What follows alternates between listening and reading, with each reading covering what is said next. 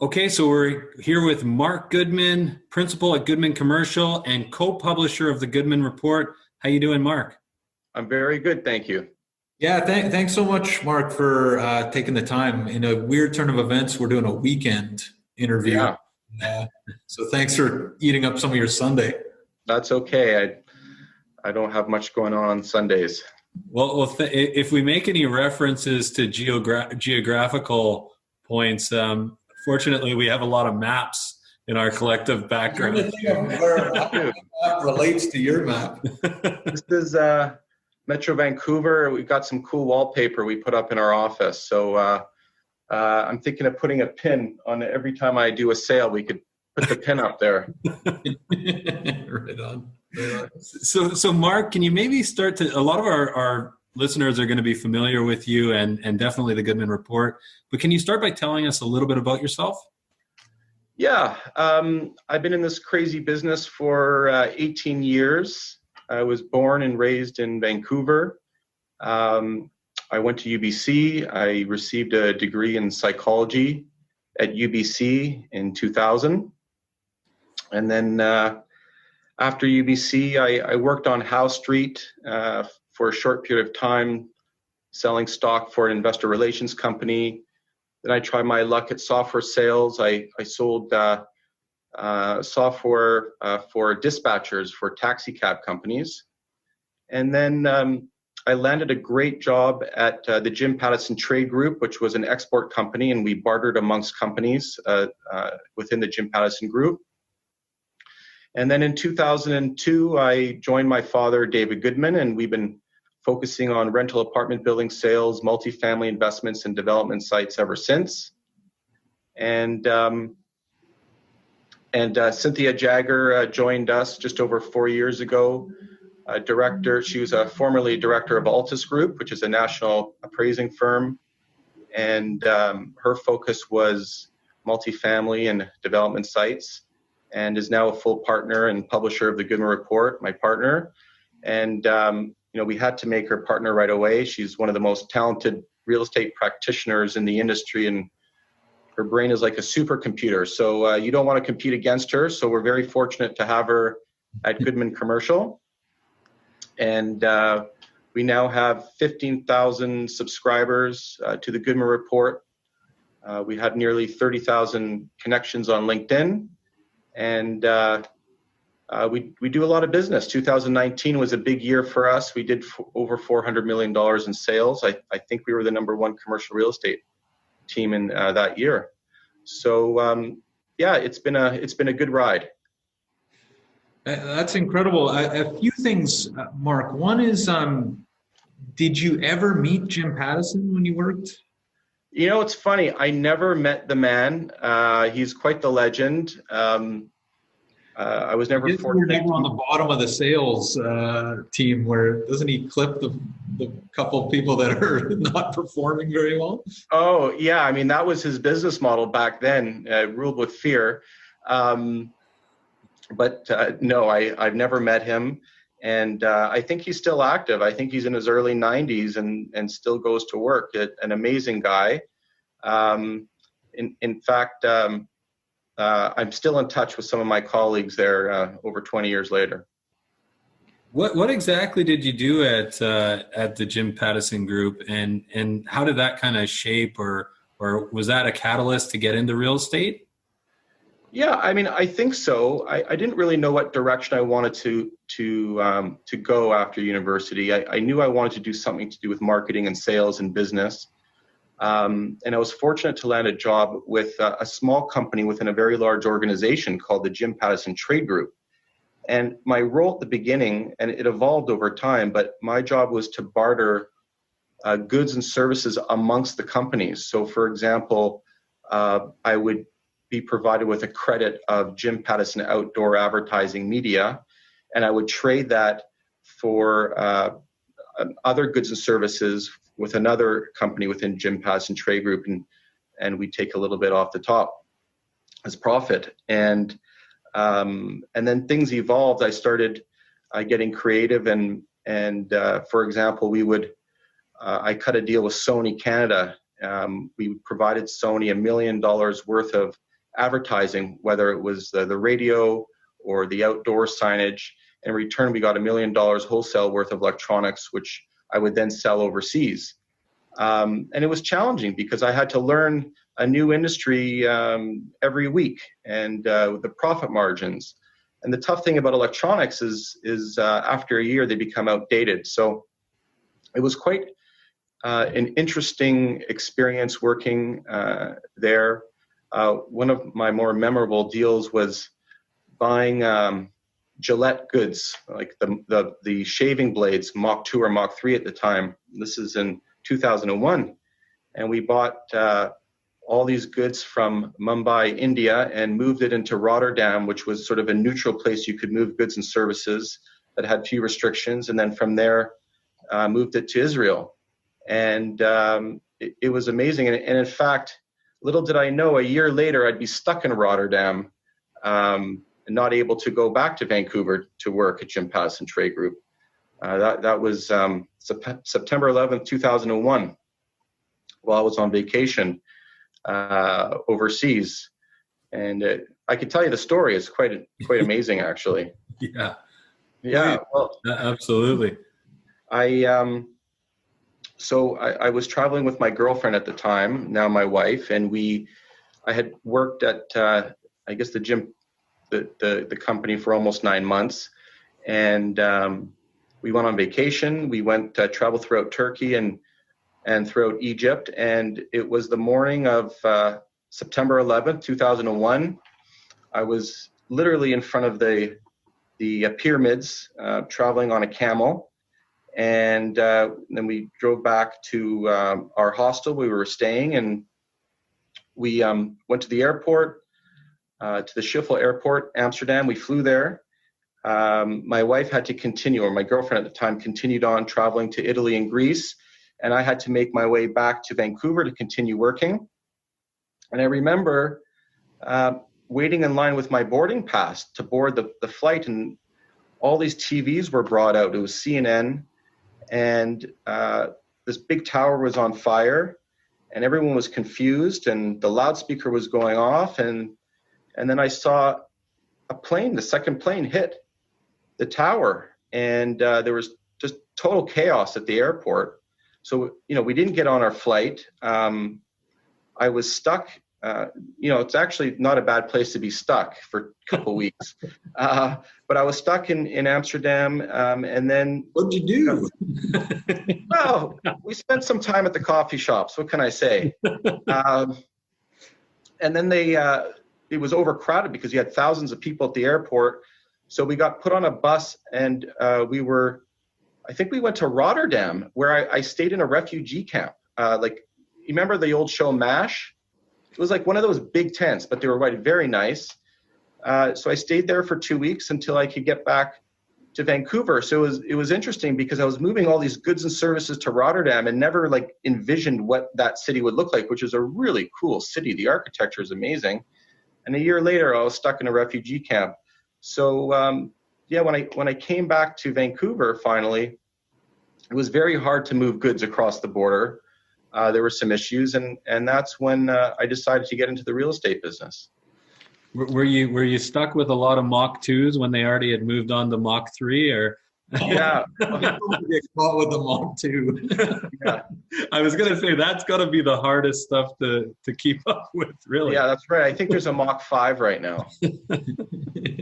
Is just in thinking, so a lot of people, and I think Mark, I mentioned a listener of ours who also subscribes to the Goodman Report reached out to us not long ago and said, hey, you got to get Mark on the show.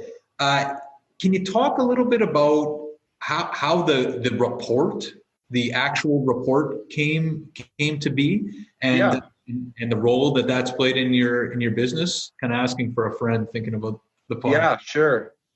The report started, I guess my father started in the real estate business back in the 70s in Vancouver. But maybe I should rewind and go back a little bit more. He worked in Montreal in what we call the schmata business. He worked in the retail business, fine suits. And he worked at the family business called Golden Sons. It was kind of like the Harry Rosen of today, on St. Denis Street or St. Catherine Street in Montreal, and selling suits. And actually, an interesting story, they had the finest suits in Montreal, these beautiful cashmere suits. And there was a story when the mafia went and robbed a bank up the street. And while the alarm bells were going off, they came in with boatloads of money and bought 20 cashmere suits and then ran off. And I just remember hearing that story. But, things were tense in Quebec at the time in the 70s. And so my parents drove to Lotus Land, Vancouver, where he continued working in the clothing business, and then finally decided he had enough and wanted to try his luck at real estate. So he became a residential realtor in the early 70s. He worked for a company called NRS Block Brothers, which was a major national firm at the time. And in 1979 became the top salesman across Canada. So it was quite a rewarding career for him. And in the early days, he ran with this guy named Marty Mandel, who's since passed away, but he was quite the entrepreneur, developer, and they would go down to Richmond with, you can imagine, the car full of these big site plans that you would get from City Hall, showing the city streets and the sites. And they would look for homes that were improved on 2 lots, or small homes that were built on large lots where they saw either they could subdivide or build townhouses. And they assembled entire city blocks. And so they would literally get out of the car and offer the homeowner cash and buy up these homes. And so he was called the king of Richmond at the time. And then a few months later, they would demolish all the homes, and Marty would build the townhouses. And I've heard some funny stories on Sunday. The Chinese community would come out after eating dim sum.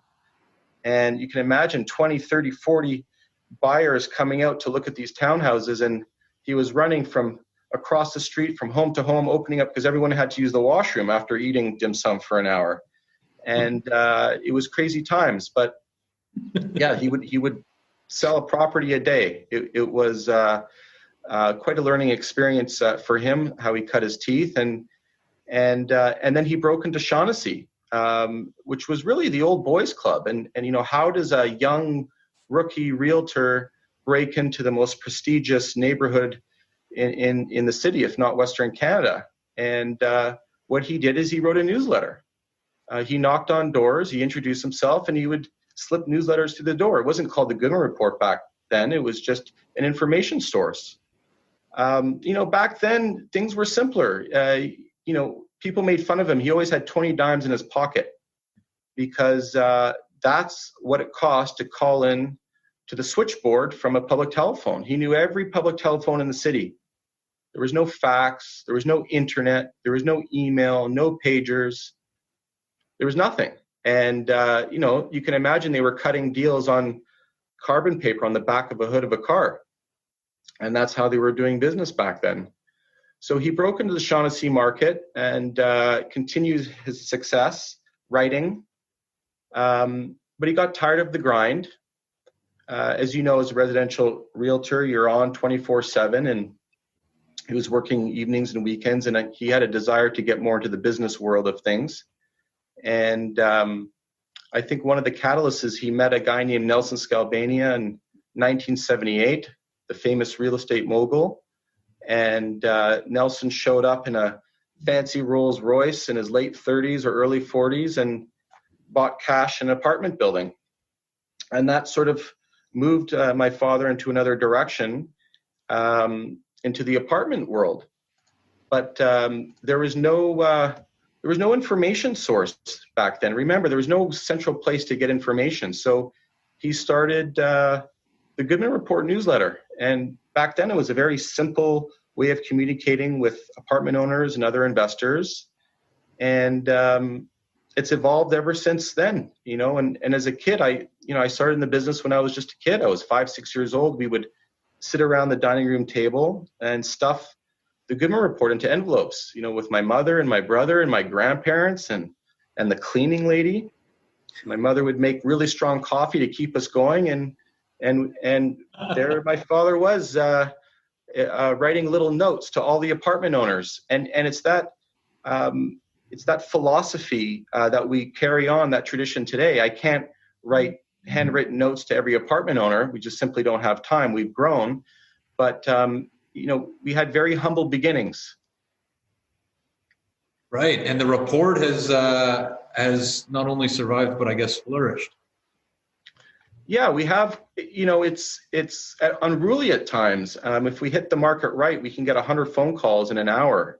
We have 15,000 subscribers. It's evolved to our Facebook page. We have almost 30,000 connections on LinkedIn, and we're well read. So, as you guys know, you have a large following. It's hard to balance, actually doing sales and communicating with your stakeholders, but it's very rewarding, and we've had a really good ride over the last 18 years. And what I like about our industry, it's every day it's new, different clients, different problems, different product, and it's quite rewarding putting deals together, as you guys know. I remember my first day almost 18 years ago. I started at McDonald Realty, and my father invited me in, and he said, "Here's your office, and here's your chair, and here's your phone." And I think I just finished my pre-licensing course. I don't know how it works today, but back then you had to do a pre-licensing, and then you have a post-licensing where you have to finish it. And so I didn't even have my full license yet. Didn't know what a cap rate was. Barely knew what I was doing. I was green. And he says, "Okay, your first task is I want you to call this guy. He's a competitor of ours. His name is John G, and he works at Colliers International." And I said, "Okay." And he said, "I want you to call him and ask him for an information package on this property." So my first call, I've been in the business for 3 minutes. I've been shown my office, shown my phone. I pick it up, I call, and I answer, and I say, "Hello, this is Mark Goodman calling from McDonald Commercial Real Estate Services Limited. I'm calling on behalf of David Goodman, and I'm wondering if you could send me a financial package on this such and such property." And he says to me, "Hello, Mark Goodman of McDonald Commercial Real Estate Services Limited, calling on behalf of David Goodman." He said, "There's only one problem, Mark." And I said, "Well, what's that?" He says, "You didn't ask me if I was cooperating." And I didn't know what he meant. What does he mean by cooperating? So I asked him, I said, "Well, are you cooperating?" And he said, "No," click. And he hung up on me. So that was my first 5 minutes in the industry. And it taught me a lot that, no one's going to give you anything. You got to work hard for it. And it's a very competitive market, particularly the multifamily market. It's a very small space. And for many years, it's the same characters in our space brokering deals. And Mark, just for the listeners at home, cooperating in this situation refers to? Yeah, so what they mean is cooperating means, are you providing a fee? Are you sharing your fee with me? So in the residential market, which primarily uses the MLS system, there is a fee of which a portion of it goes to the buyer's agent. So the buyer knows they're going to get paid a fee, whatever is published online. In the commercial sector, for the most part, the seller pays their agent the fee, and the buyer more often than not is not represented because it's a very sophisticated type of asset class, and if they need representation, they'll hire a lawyer. But for those that want to hire a realtor to represent them, they will typically pay their agent, and the seller will pay their agent. So we're both receiving our fees from our respective clients. But it means a little bit more in commercial because often, in some cases, commercial agents simply won't cooperate. Forget about fees. They just won't answer your calls. They won't give you information. They won't let you on the property. That's not our philosophy. When an agent calls me and asks if we're cooperating, I say, yes, we're very cooperative, but you'll have to collect your fee from your client. Little different culture. Little different. I'm just thinking out loud here, Mark, but can you talk maybe, I'd love to hear more about the multifamily market in Vancouver, of course. But just before we get to that, in thinking of the MLS system, so there is a commercial MLS. The product that you're dealing with, though, is likely not advertised on the commercial MLS system. Is that correct? Yeah, that's correct. I mean, I would say over 80% of the trades that happen throughout Metro Vancouver are not done on the MLS system. It's just not geared toward our market. There's a few challenges with the MLS system. For example, if you list on the MLS, the bylaws require you to show the property within 1 week of an inquiry from a licensed agent. Well, we can't always do that because they're tenanted, and there's a lot of logistics getting permission and written permission and giving notice, and it's quite disruptive. So typically my job is to qualify the buyer, and only then, if we feel that it's a fit, will we take that next step and show the property. So that's number one. The bylaws simply don't work for our industry.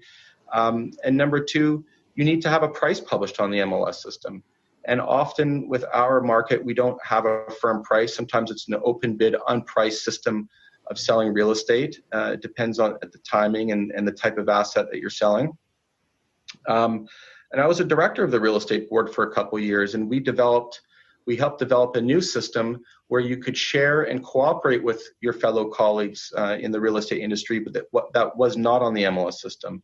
And so that was the commercial broadcast system, which I helped develop, which there's thousands of subscribers who are residential realtors and commercial realtors that want access to the marketplace, who have clients that they work with and have agency agreements with their clients, their buyers.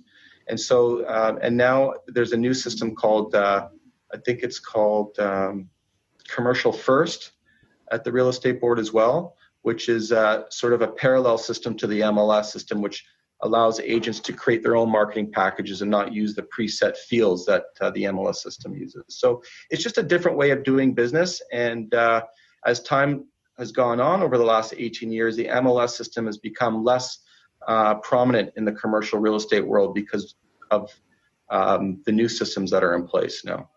So how does like a Nelson Scalbania coming to Vancouver, how does he even get started? Called Mark. Well, I mean, calling an agent, I guess.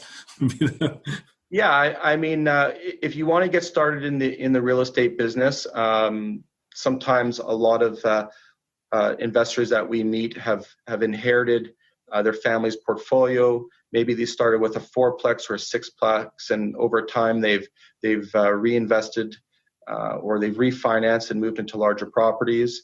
Other times they can be professionals, doctors, dentists, lawyers, accountants who want passive income, something that they can put away, and often they'll hire a professional property manager to take care of it because they have busy lives. They're professionals. Others are entrepreneurs, younger groups that have trades. I mean, you have to wear many hats in the multifamily business because the average age is 50, 60 years old. These buildings need constant work. Repairs and maintenance are an issue. So I see a lot of the entrepreneurs coming in have some background in trade and construction to keep up with these aging buildings. Okay. Maybe kind of shifting gears a little bit. You already mentioned it's a small marketplace, but can you speak a little bit more about the multifamily market here in Vancouver? Yeah, absolutely. What I could do is perhaps share my screen with you now, and I have a few charts that I think would illustrate high level our market. So let me give this a go and see if this works. And for the listeners on the podcast, we'll try and be very clear about what we're looking at here. But of course, this is available on our YouTube channel, Vancouver Real Estate Podcast, as well, and over at our website, right? Vancouver Real Estate Podcast. Yeah. So these are just some Metro Vancouver multifamily facts, just to start at a higher level and explain to people how big our market is. We're actually quite a small market compared to other cities in Canada. There are only 3,300 purpose-built rental apartment buildings. So the majority, 90%, are those 3-story walk-up wood frame buildings that average 60 years in age. And of those 3,300 Now, and 10% are concrete high rises, and then there's some strata titled buildings thrown in there, owned by one owner. And of those 3,300 buildings, roughly 2,200 of people own those 3,300 buildings. So some companies like Hollyburn, for example, own 50 or 60 buildings in the city of Vancouver. So, and then some are just mom and pops that came here from Europe in the 60s and built the building, and it's been their nest egg ever since. So there's really only 2,200 purpose-built rental apartment building owners in all of Metro Vancouver, and that's from Vancouver, Burnaby, New Westminster, Coquitlam, and other Tri-City areas. So, and in terms of cap rate yield, this is the return on investment. In early 2018, right up to say early 2019, we saw cap rates hovering in the low 2% range for wood frame buildings, and it's moved up toward 3% in the last 6 months, and that's due to a lot of changes within the government and them trying to, cool down the market with a lot of demand side measures, tax initiatives that the NDP government's put through. But the average cap rate in 2019 was 3.12, so it's actually gone up. The average vacancy rate was 1.1% in 2019. Volume had dropped substantially in 2019 compared to a year earlier. There was only $1.1 billion in sales. There were only 77 transactions completed last year, and I think that was down like 60% from the year earlier. And so those are the high level numbers that people who aren't familiar with the multifamily market should know. And yeah. So Mark, a few things about that. One is that as listeners of the show or people that follow the residential market know, in 2018 it was kind of a lot of the policy measures you're talking about, but then the stress test came in 2018. We saw a real cool down in the last half of that year through 2019 as well, and then it started picking up, and then now we're at the kind of COVID freeze, I guess. Yeah. But in the multifamily or purpose-built rental market, are you seeing kind of the same trajectory? Does it follow residential? And it seems like there's better value now, as I understand, than there was, say, a year or two ago. Yeah.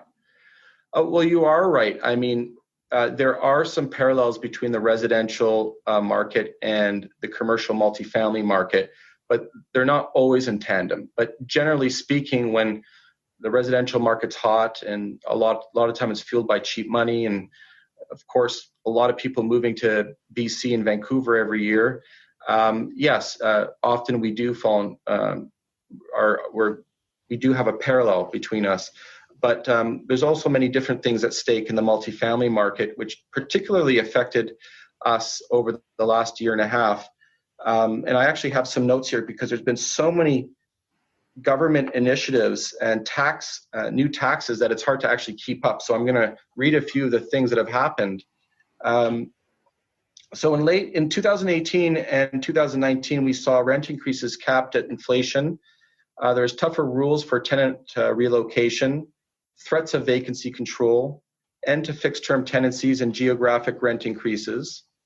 And then on the demand side, government interventions, we saw an increase in property tax to 5% for properties over $3 million.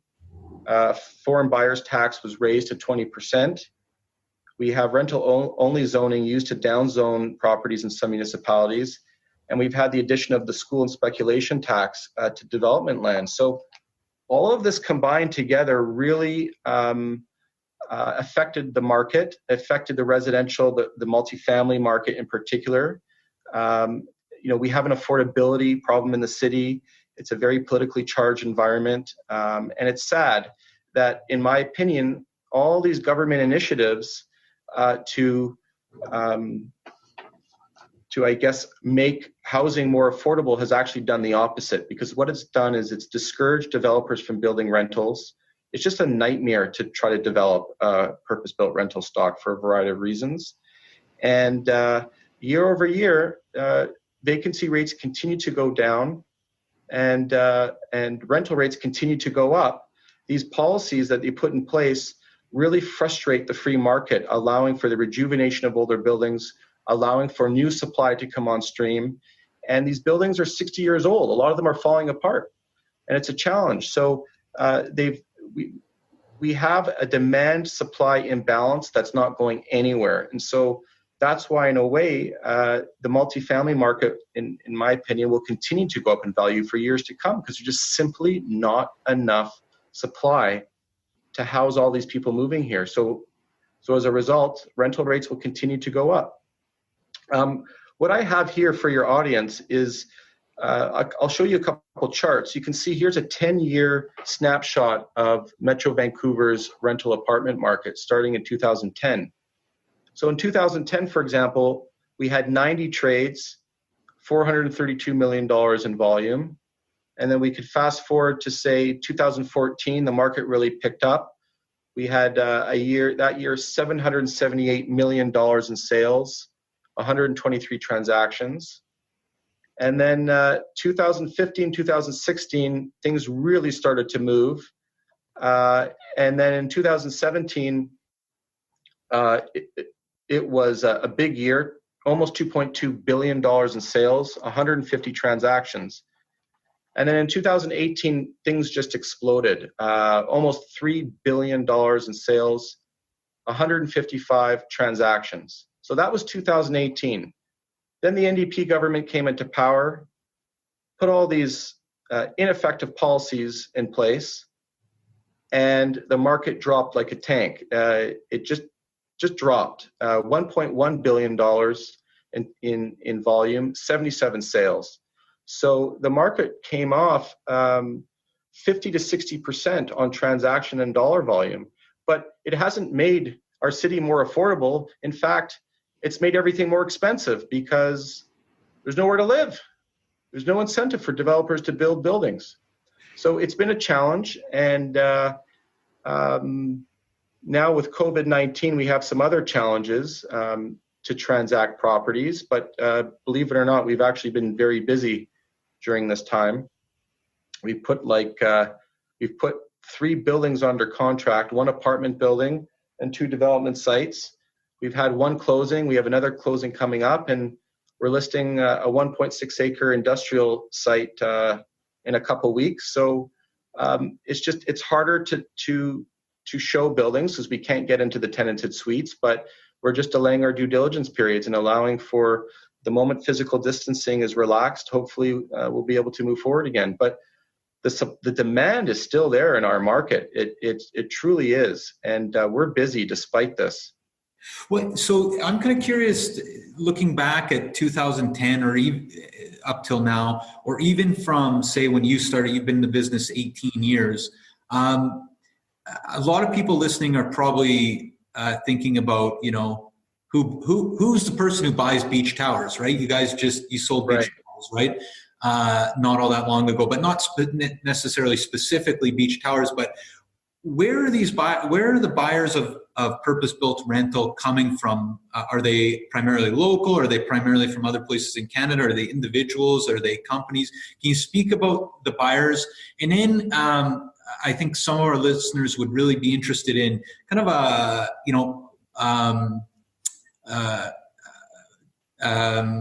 an investment analysis, how value is established, the kind of for dummies version of how purpose-built rental value is established. Sure. Now I'm trying to let me unshare for a moment and get back, and then I can go back and answer your second part of the question. So you talked about who would buy beach towers. So we sold beach towers back in Q1 2019. We were unable to announce the sale until the restrictions had been lifted a year later. But originally we were bringing offers to the ownership group that were off market, and at that time they were entertaining offers, but for various reasons decided not to engage or sell those offers that we brought, and then they invited us to actually assist them in brokering a deal between the partners. So ultimately, one of the ownership groups bought out the balance of the ownership groups to take control, 100% control. So that's how the deal ended up happening. It was a share purchase. The buildings originally were built by Arthur Block of Block Brothers, and one of the Morris Wask bought the property many years ago, and then they bought the land. It was leased land, and I think back then it was I think the entire property was purchased for $30 million, which was about $50,000 a door, and then it sold for the 100% equivalent of $305 million. Yeah. Not a bad return. Are most of the people bringing offers on you guys' properties, are they primarily from Canada or Yeah, they're mostly local. I mean, even before the foreign buyers tax was introduced, there weren't a lot of offshore buyers or foreign buyers. I know it was big news in the media that foreigners are buying up real estate and making it unaffordable for Vancouverites.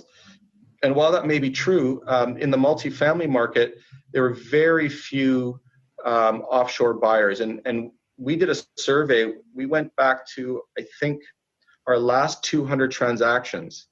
There were only 2 foreign buyers. One was an Austrian guy, a hedge fund manager who bought a property from us, and another person from Shanghai. Out of 200 properties, those were the only 2 foreigners. So I think a lot of offshore money was coming into the land and the development site scene, but not so much in the multifamily scene. And now with the foreign buyers tax, it's all local and, Canadian for the most part. So there are local buyers, there's family-based operators, there's mom and pop, there's professionals like dentists and lawyers who buy property to balance their portfolio. And there's a lot of institutional pension funds and REITs, particularly out of Toronto. I was in Toronto showcasing some newer listings. I flew there. Cynthia and I went, and we met with 6 or 7 of the major guys out of Toronto and met them at their office. And actually, COVID had just started. So, I mean, we were still social distancing. It was kind of a weird, like we were in no man's land. We weren't quite sure. You know, some people were still shaking hands. Others, we were keeping our distance because Toronto was a couple weeks ahead of us. And anyway, the demand for multifamily is huge, and a lot of the Eastern-based companies really want to continue either make their first venture into BC or continue growing their portfolio. And we're seen as a very attractive place to put money. You asked me a second question about sort of like what are the establishing value. Yeah. So you've talked a little bit about you've talked a little bit about it, but if you could expand, I think. Sure. I'll share my screen again with you here. And so can you see this okay, this chart? Yeah.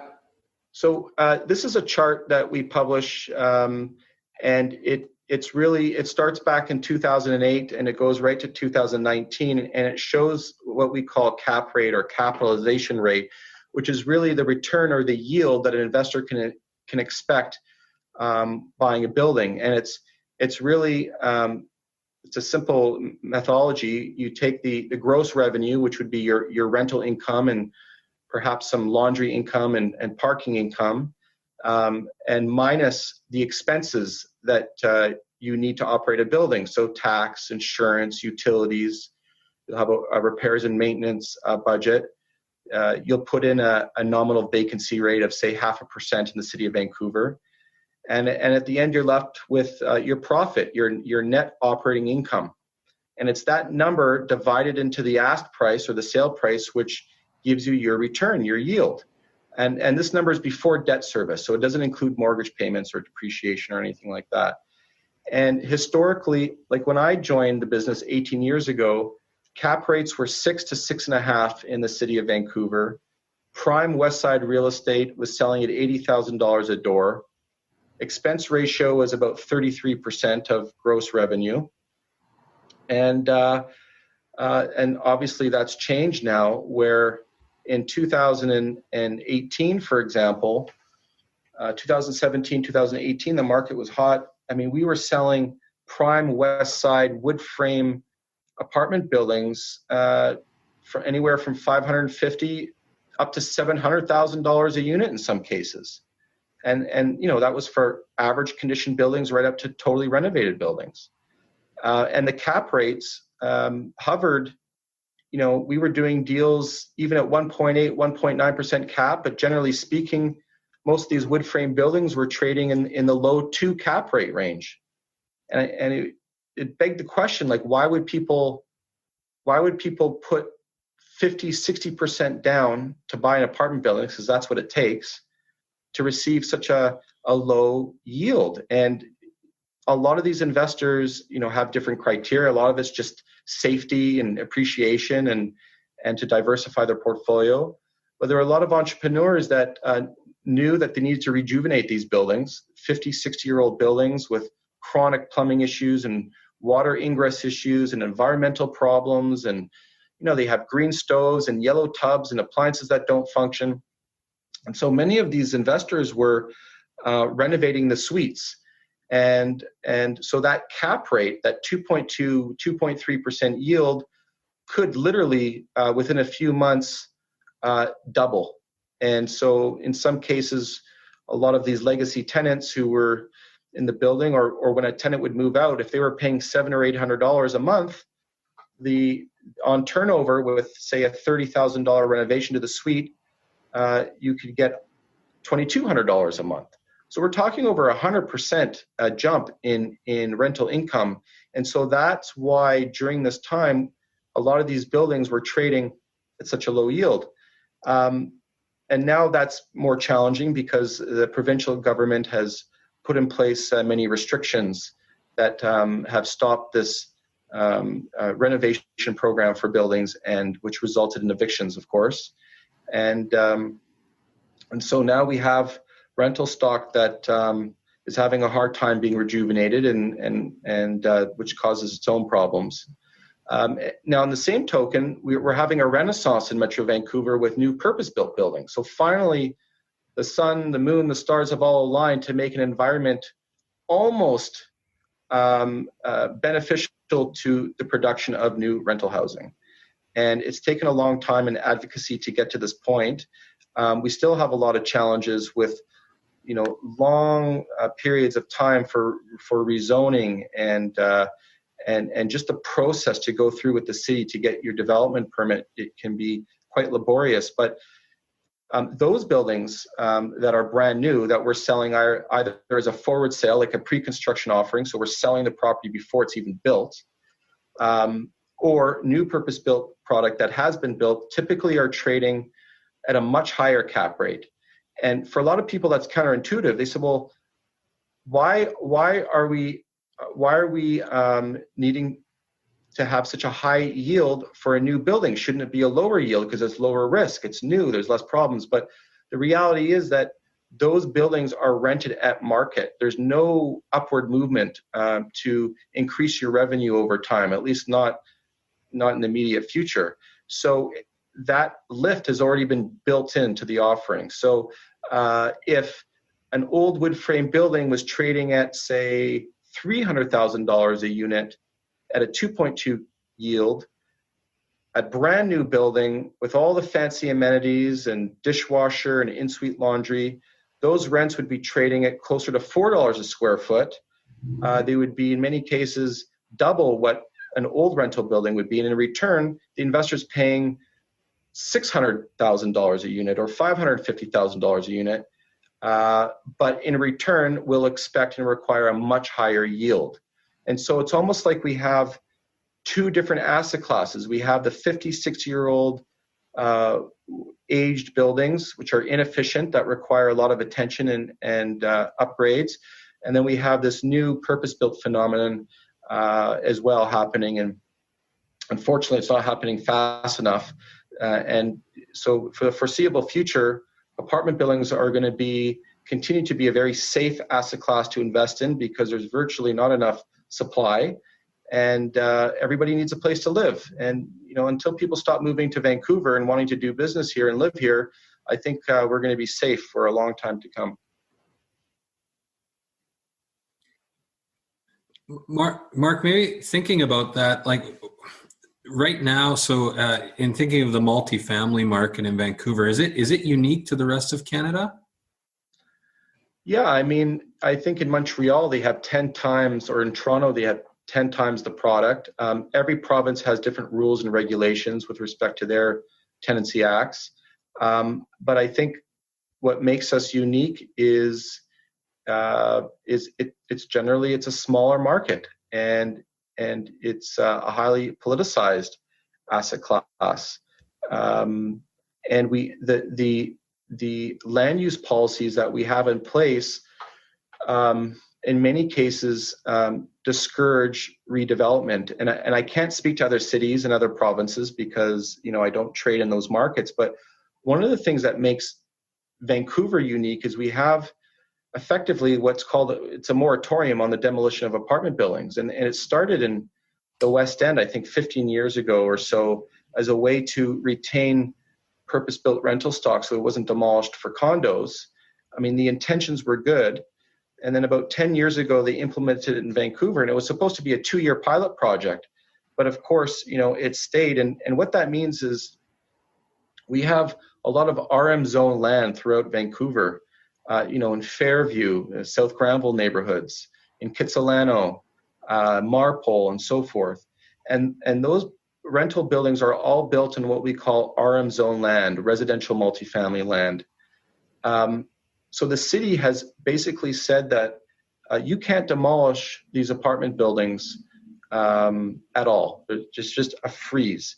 And so unfortunately, that prohibits the rejuvenation of these buildings and building bigger buildings and building newer supply.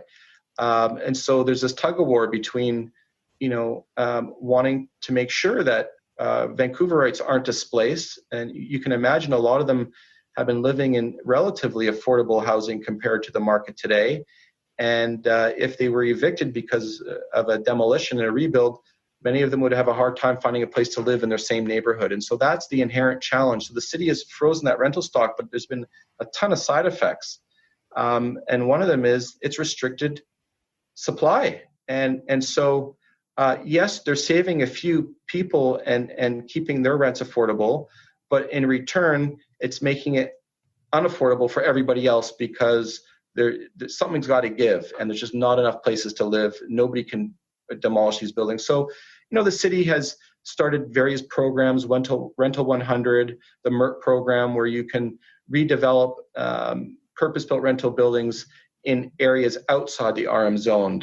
For example, on arterial routes or single-family zoning, they have new initiatives in place to build 4 to 6 story rental buildings. But, it's a complicated process, and it takes time. So our city is struggling, and I think that's what makes us unique, is that we have a philosophy at City Hall that focuses, and our province, that focuses on measures to create affordability on the demand side of the equation.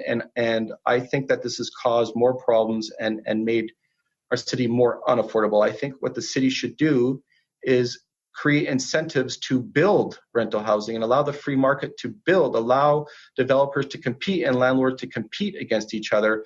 And I mean, look at what happened in Seattle. It's just amazing. They've cut the red tape. They don't micromanage developers to build. And they've expedited the whole process. And as a result, very soon after, rental rates started to come down and vacancy rates started to come up, and they have a healthy market. But unfortunately, our city politicians, it's very politically expedient to wave the flag and say we're protecting you renters and we're doing everything in your best interest. But the problem is it's causing the side effect is much worse. And as you can see, I have a chart in front of you. Case in point, 2010, the average monthly rental rate was $995, and we had a 1.9% vacancy rate. Well, go to 2015, the vacancy rate dropped to 0.8, and rents jumped to over $1,100. And now in 2019, rents are almost at $1,500 per month, and vacancy rates are still hovering around 1%. So despite all these initiatives that the city claims to be putting forward to help renters and help create affordability, has done the absolute opposite. And that's really what the Goodman Report, why we're here, is we're reporting on this, and we focus on the numbers. We're very data driven. And so we track every single sale in Metro Vancouver. We track rental rates, cap rates, dollar volume.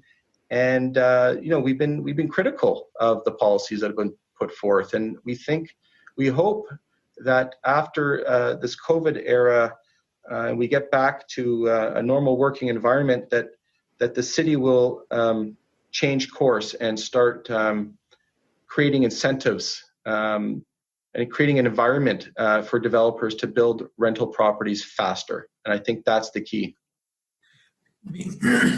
And for those people who are not looking at the chart, 1.9% vacancy in 2010 was the highest vacancy that Vancouver has had since, right? Like, it's been lower since 2010 across the board. It was 1.9% was the highest.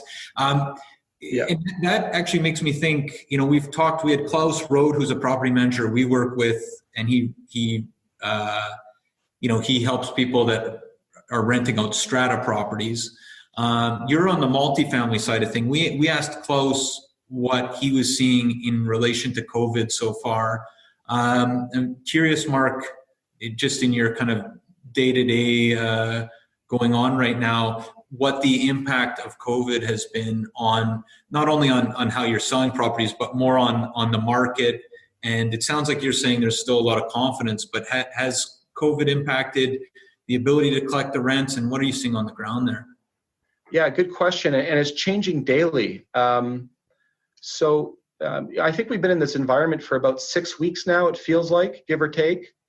And I would say that overall in this 6-week period, certainly it's been a lot more challenging as a broker to function, but we've adapted very quickly. We're all set up on Zoom and Skype. I didn't really use any of those programs before. We're fully digital with Authentisign, dealing with offers. Our marketing department we're working remotely with. And so as a real estate company, we're functioning. I would say that the hardest part for us being in the rental housing business and selling rental housing is that we cannot enter into suites right now. So we are doing transactions. The ones that, like for example, we put an apartment building under contract with a public company 3 weeks ago when COVID was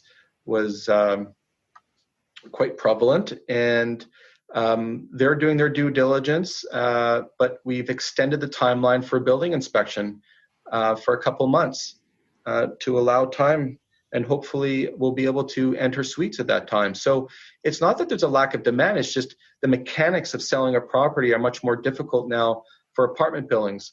However, we just sold we put under contract a strata building in Kerrisdale, a small building. We were able to show those suites because they're owner occupied. So the way we did it was we had face masks and gloves that we were wearing, and we had 8 groups. It was not an open house. It was an organized time slot, and we had the doors open. The owner stepped out. They weren't allowed to touch anything. They had to wear face masks and gloves, one group at a time. And when they left, I had information packages lying on the front lawn that they could pick up. And that's how we did it. And it worked out. And everybody was very respectful. Everybody's a lot more patient, I find, sellers and buyers, generally speaking, because everybody's in the same boat. And so now we have it under contract and it's just subject to financing. The appraiser called me. He can't get into the building, so I sent him pictures that I had taken because I went through the building pre-COVID. So yeah, we're doing deals. I mean, I could show you a few of the transactions that we're doing or have done during the COVID period. So for example, I'll showcase this property, that Polygon Homes. They're one of the larger, I think the largest home builder in Western Canada. And this is a 75 suite purpose-built rental building, just finishing construction in Lynn Valley. We're asking $50 million. We've had a great response despite COVID. We were touring the building pre-COVID with a hard hat tour. So we're dealing with multiple offers right now on the property. And we expect the occupancy permit to come in May 2020. There's a mix of 1 bedrooms, 2 bedrooms, and 3 bedrooms. Almost 63,000 net rentable square feet, 5 and 6 story property. And you can expect around a 4% cap rate for this property. So yeah. So you said multiple offers on this property. That's right. And when did you guys bring it to market? We brought it to market, I would say, about 2 months ago, probably about 2 weeks before COVID hit. And we actually flew to Toronto to introduce this property to a number of the major pension funds and REITs, and they're all excited about it. So, just the due diligence process now is just going to take longer, and that's the reality. But the demand is still there. The banks are still functioning. The land title office is still functioning. So all the elements, like the supply-demand imbalance that we have in rental housing, is so pronounced that I just see this as a really bad snowstorm right now that's going to pass, because all the fundamentals are there for a healthy real estate sector. And I know there's a lot of people hoping that things will crash and that affordability will come back. But I truly believe that we are going to come back very healthy from this.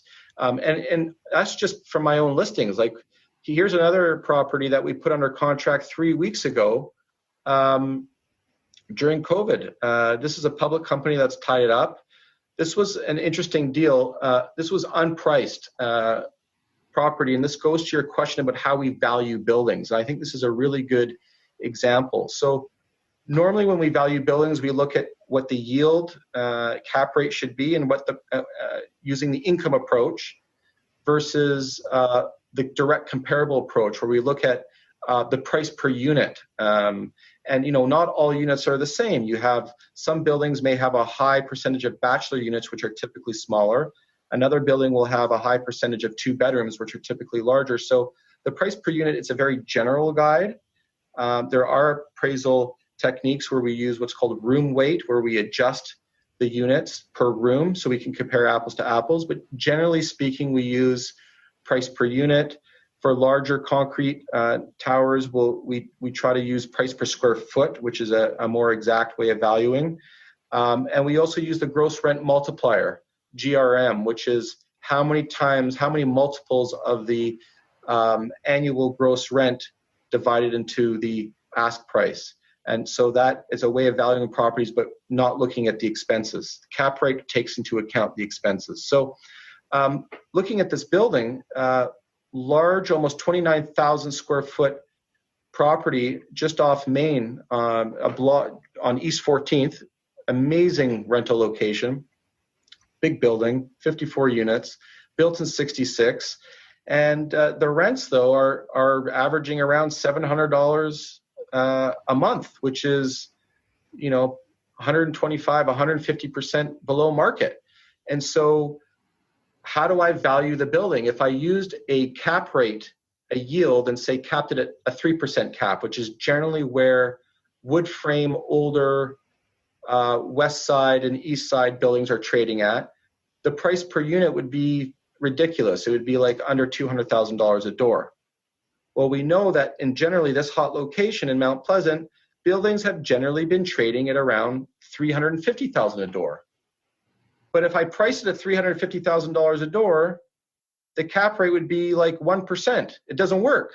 So I can't use the income approach because the property would be valued too low.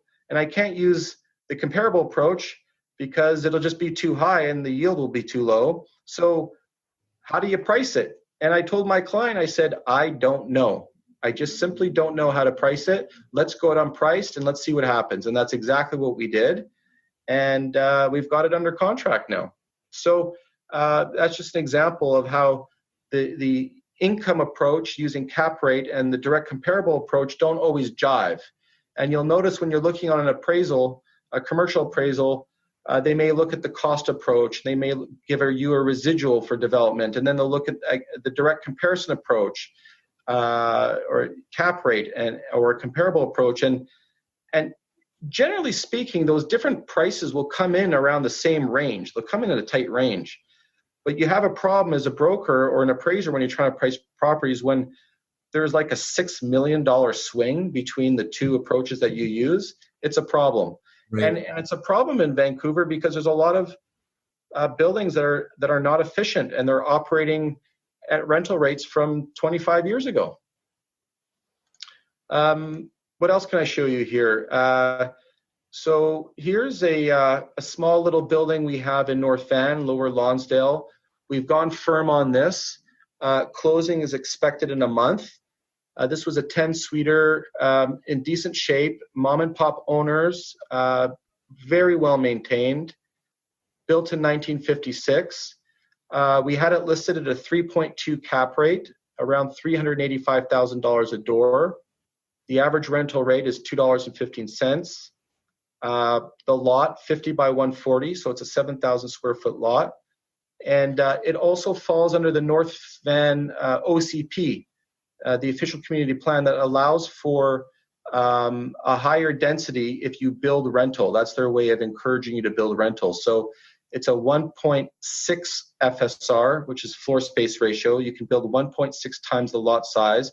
But if you build residential, they'll give you an extra 1 FSR. So in theory, you could build 2.6 times the lot size, but you would need to assemble the neighbors in order to make it economically feasible to build. But that's a benefit for the buyer. They have that. And you're literally a few minutes from the quay and the C bus station. It's a really nice property. So that again has happened during our COVID experience. I can show you some sales. Here's a property that we just sold a couple weeks ago, and it's a concrete tower, 21 stories at 1230 Nelson in the West End, right by Nelson Park, 107 units. People will be familiar with this building. What's that? Most people will be familiar with this building. Yeah, it's a magnificent building. It actually has a twin building next door, and they share an underground parkade. So this property sold for $52 million, around $486,000 a unit. It was purchased by a local family-based operator. And this was a bit of a scary experience because we'd gone firm on the deal a month earlier, pre-COVID, and then this all happened. And then on closing day is when they actually shut down the city. Like that's when all the enforcement came in, and we didn't know if the land title office would be open to do this. We had no idea. So I remember calling the lawyer and I said, so are we going to be able to do this deal today? And he said, I hope so. But fortunately, everything is done electronically. The land title office is open. The lawyers were available to do the deal, and it closed. But that closed during this period of time, and we're able to do the deal.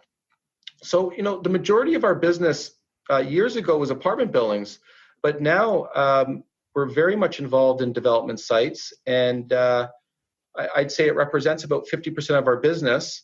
So 2 days ago, we put under contract a 6-story rental site on Main and 33rd. So I'll just pull this up here.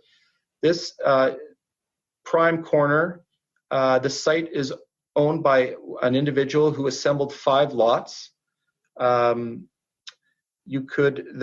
city of Vancouver is offering incentives, and so the program that the plans have been or this development falls under is called the Affordable Houses Choices Program. And essentially what the city was doing is encouraging rental development on arterial routes on single-family zone neighborhoods to build 6 stories. So that program is now over, but it's been grandfathered for the site. So we had multiple competing offers from the big developers. They're all the brand name guys we all know. So it's under contract now for a few months. And so the plans have been submitted to the city, and the architect has submitted the plans. And so what's planned is a 65-unit residential property with 4 commercial units. The floor space ratio would be 3.3 FSR. And so that works out to approximately 61,000 square feet of buildable over 6 stories. So again, like, I know a lot of people think it's the end of the world and our economy is being devastated, but the reality is there is a lot of money out there looking for a home. In some cases, it's very wealthy people that have cashed out of the stock market and just want a flight to safety. In other reasons, I mean, interest rates are historically low, and there are a lot of opportunities to leverage. So land is very hot right now. And here's another site that we have. This is a C2 zone site, 2600 block Nanaimo and 10th, or Nanaimo and 11th. And a few years ago, the city rezoned this whole area from single family to C2, which allows you a 2.5 floor space ratio. We're asking $15 million, which works out to $219 a foot buildable, which works out to, I mean, you could build just over 68,000 square feet, condo building with some commercial on the ground floor. So we've got multiple offers going right now on that property. And so look, it's taking a little longer to do deals just because we're not moving at the same pace, but I have found certainly an uptick in interest over the last few weeks. And I expect that as soon as this COVID mess is over, that we'll be back to business very quickly. So we're certainly very optimistic. Well, there's a lot of interesting deals there. One thing that strikes me is, and I'm sure a lot of people that are, either looking to acquire a door or have a couple doors are going to look at something like that building in the West End on Nelson. House said $486,000 a door it worked out to. That seems, I don't know if it seems high to you guys. That seems high considering you could probably buy an average sized unit in there in a strata for, call it $550 or something like that, right? Like, it's amazing that the price per door when you're buying 100 together is not all that much lower than if you're buying a single. Actually, you make a really good point because, if this was a couple of years ago, I would suggest that the price per unit could have been $500,000 a door or $525,000 a door. And the reason why is because rental rates have increased significantly over the last few years. There's so much pressure because remember, investors are income driven, they're yield driven. So they know that over time they can take that low 2.5 cap rate and bring it up to 3 or 4% just on natural turnover. And so that's what's fueling the market. The decision process when you're buying a condo often is, for an owner occupier. But, traditionally the delta in pricing between a strata titled property and a rental property was quite large. Rental properties per square foot typically sold, 25, 30, 35% less than the equivalent product that was strata titled. But that gap is shrinking. And in some cases, not now, but perhaps a year and a half ago, in some cases, the rental properties were selling per square foot higher than a comparable condo property. And it's just a function of interest rates and the demand for rental housing. But I mean, concrete is very rare in our city, and it's highly sought after. I mean, there's certainly some repairs and maintenance that need to be done in this building, but buyers typically pay a premium for concrete over wood frame. Well, Adam, what do you think? Should we do the 5-wire? Yeah, maybe we'll leave it there. But yeah, Mark, do you have time for the 5-wire? 5 lighthearted questions. Sure. Vancouver and yourself. So question number 1 is, what is your favorite neighborhood in Vancouver? I mean, I'm partial to the Fairview, South Granville neighborhood. I lived there for many years. I was a renter there, and I just love the neighborhood. And I'm also partial to Douglas Park neighborhood where I live. There's a lot of good energy, a lot of nice shops, and great community. So, yeah. Right on. Favorite bar or restaurant, Mark? I was a frequent visitor to West on South Granville. My wife and I loved the bartender there, so we'd go to sit actually at the bar, and he'd make us fancy drinks. Unfortunately, West closed even before COVID, but I have a feeling I know where the bartender's gone, so I'll be following him. I really like West, but I found a new haunt now called Published on Main, which has these really cool appies and good environment. And the moment we can get back to eating, I'm going to hit up Published and my usual spot at Earl's and Cactus Club here near my office in South Granville. What is one book that you would recommend our listeners read? I recently read a book called Rise Up and Kill First. And it's an amazing book written by Ronan Bergman. And really, it's the history of the foundation of the State of Israel, starting as early as the early 1900s, right up to our modern time. And it's the history seen through the lens of the Israeli Secret Service, the Mossad. And it asks this question. It doesn't answer the question for you, but it asks the question, is it morally right to Israel's execution policy, to kill the bad guys, the terrorists, the enemy? Or would it be better to have conventional wars where you risk thousands of troops and bombs and people being killed on both sides, innocent people being killed on both sides? Or do you break the law and take out the bad guy, cut the head off the snake? And there was pros and cons to this story over the years.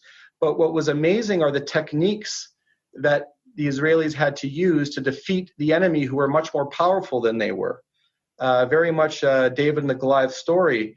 And those movies we see today, those movies, whether it's Bourne Identity or James Bond, and all these crazy psychological techniques or tools that they use in tradecraft, were invented by the Mossad over the years. And I must admit that I got a few ideas for my own business to take up the competition. So for any of you young brokers out there, if you want to learn some interesting techniques and tactics for defeating the enemy, read Rise and Kill First. I highly recommend it. That's a unique one. Oh, but you know what? To balance that, I think everybody needs a little Eckhart Tolle in their life. He's the self-actualized guy. He's like Buddha, like the Dalai Lama, and he talks about living in the present and living in the now. And I have to admit that at times the real estate business can get a little frustrating and a little stressful, and I find that it kind of balances you out. So I would certainly recommend for people who want a little peace in their life, check him out. It's a way to balance the first book. Maybe read both at the same time. You got to watch your breath in between kills. That's right. Actually, we got 2 more questions for you. One piece of advice that you would give your 18-year-old self.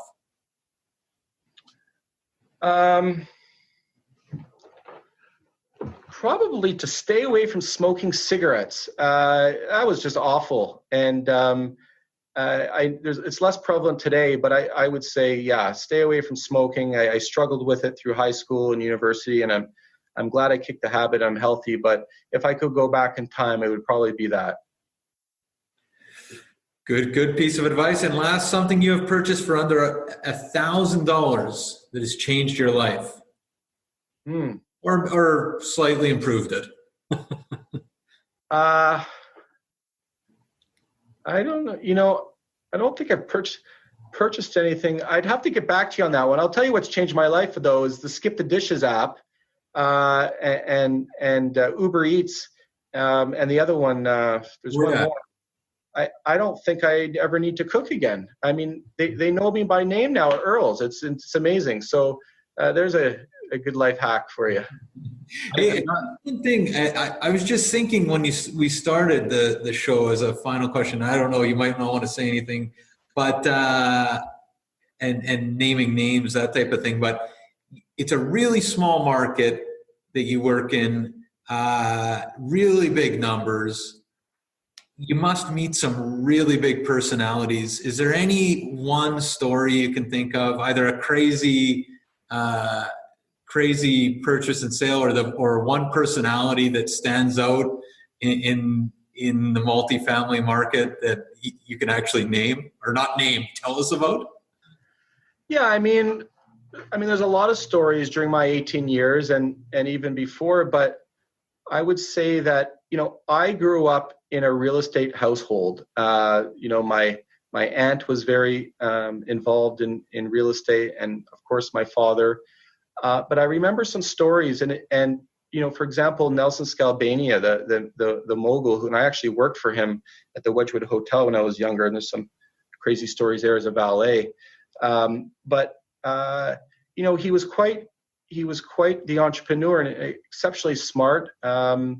And I remember he would come over to the house. We were family friends, and my mother only allowed one person to smoke cigars in the house with my father, and that was with Nelson. And I remember he called once. He says, "You need to have a babysitter overnight," and he'd show up in his Rolls Royce limo, and my parents didn't know where they were going. They flew to New York for dinner because that's where the good restaurant was. And he would buy expensive jewelry, and it was just larger than life personality. And there were stories that I would hear around the kitchen table where, he would do a deal literally on a napkin, a purchase and sale agreement. I promised to buy this for this amount, and here's my deposit check. And it was on a napkin. And then he would hop in a cab, he would go 5 blocks, and he'd flip the deal for $1 million. This is back in the 80s. I mean, just insane. There was no agency. Who are you representing? It doesn't matter. There's no FinTrack. It was the Wild West. You could do whatever you wanted. But we call it shadow flipping now. Yeah, he didn't do it in the shadows. He sold the napkin. That's right. It's funny. When I was 18, I worked at the Wedgwood Hotel, which was run by Eleni Scalbania, and I was a valet. And the Bacchus restaurant, which is still there, an amazing restaurant, and my cousin used to work there, and I had the best job. I'd stand there, and the Ferraris would come, and Rolls Royces, and Nelson would come in, and he'd hold court with my father. And I remember he walked in, he threw $20. He said, "Here, kid, here's the easiest money you'll ever make." And then on the way back, I remember getting in trouble from Eleni because my shoes weren't shined properly. I learned a lot. They really came down hard on me because I didn't properly shine my shoes. But I remember one time I was standing, parking cars, and this guy pulls up. He parks his car right on Hornby, and he throws me the keys. He says, "Here, kid, take my Ferrari for a spin. It's a lease. So go for it." So, here I am. I'm 18 years old. I could barely drive stick shift. There's a Ferrari idling on Hornby. So I hopped in the car, and we were ripping up and down Georgia Street with the cute girl, the reception. Boy, was I a hero. And those were crazy times, like where all the major real estate guys would hold court at the Bacchus restaurant and do big deals. So there's lots of crazy stories. I'll tell you one scary closing that I had. I sold a building years ago in the West End. And I remember the buyer called me and he said, we're going to have problems with closing. Check the news. And I said, oh, geez. So I Googled the address, and on Global TV or CTV, there is my building that is set to close in just a few days. And it was during the fireworks in the summer overlooking English Bay. And a few kids climbed up the emergency escape ladder. So these old buildings didn't have two sets of stairwells. They had one stairwell and the emergency escape ladder. And they climbed up on the ladder, hauled up a bunch of chairs and booze, and we're going to have a party on the roof and watch the fireworks. No big deal, except one kid decided it would be fun to bounce up and down. I guess it was a rooftop glass bubble over an old elevator shaft, for lack of better words. What do you call it on the roof? It was like a glass bubble, and the kid was standing on it and broke through and dropped 5 or 6 stories. Fortunately, had landed on one of those blue recycling bins that broke his fall. So the kid broke his leg. He didn't die. And I remember the caretaker had to roll the recycling blue bin from outside to inside in the shaft. That's where they kept it. So anyways, poor kid broke his leg. And so the lender decided that he wasn't going to lend the buyer until an engineer went up on the roof to solve the problem so that wouldn't happen again. And so you never know what's going to happen. Just because a deal's firm, you never know it's going to close until it closes. Right on. Well, maybe we'll leave it there, Mark, but two things. One is how can people find out more and get on your email list, the Goodman Report? And you mentioned something about hiring before. Is that right? Yeah, so we're busy and we need to keep up. So as soon as COVID is over, if anybody wants to work in a crazy, fast-paced business with lunatic A-type realtors, give us a call. You can email me through our website, goodmanreport.com. Again, www.goodmanreport.com. You can go to our contact section and subscribe to our newsletter. And we publish something every couple of weeks. Don't worry, we won't spam you. You can unsubscribe at any time. And that's probably the best way to stay in touch. And we, Matt and I have been on that mailing list for a long time, and can't say enough good things about it. So thank you for it's been great to connect and to get you on the program, Mark. And thanks a lot for your time. We know you're a busy guy. And how could people subscribe to your podcast, more importantly? Matt, yeah, it's VancouverRealEstatePodcast.com, but we'll only plug that 6 or 7 more times on the outro. Okay, just making sure. All right, sounds good. Well, good to talk, guys. Be well, stay safe, and let's keep doing deals. Absolutely. Thanks again, Mark. Thank you.